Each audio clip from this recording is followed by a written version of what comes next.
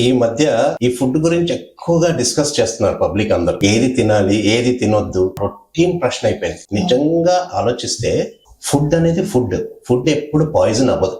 Food వల్ల body ఎప్పుడు చెడిపోదు. Healthy food, ఒక అన్హెల్దీ ఫుడ్ అనేది ఎక్కడా ఉండదు. ఏదైతే రుచికరమైన ఫుడ్ ఉంటుందో అది హెల్దీ ఫుడ్.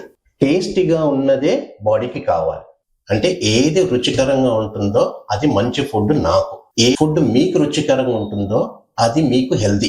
ఓన్లీ అన్నం, పప్పు, కూర, పెరుగు వేసుకొని తినే వాళ్ళకు కూడా జబ్బులు ఉన్నాయి.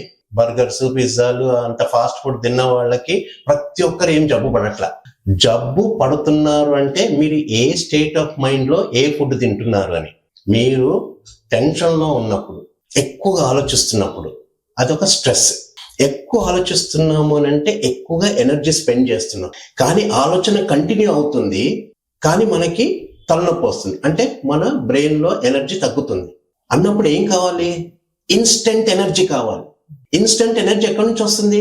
ఫాస్ట్ ఫుడ్ నుంచి వస్తుంది. అందుకే నేను ఫాస్ట్ ఫుడ్ వైపు వెళ్తున్నాను. సో నా ఆలోచన విధానం బట్టి ఏ ఫుడ్ అనేది మనం చూస్ చేసుకుంటున్నాం. గుర్తుపెట్టుకోండి, ఫుడ్ అనేది ఎప్పుడు కాన్స్టెంటే. మన స్ట్రెస్ లెవెల్ బట్టి. ఈ విషయం ఎవరు చెప్పలేదు అసలు. ఇది వాస్తవం అండి.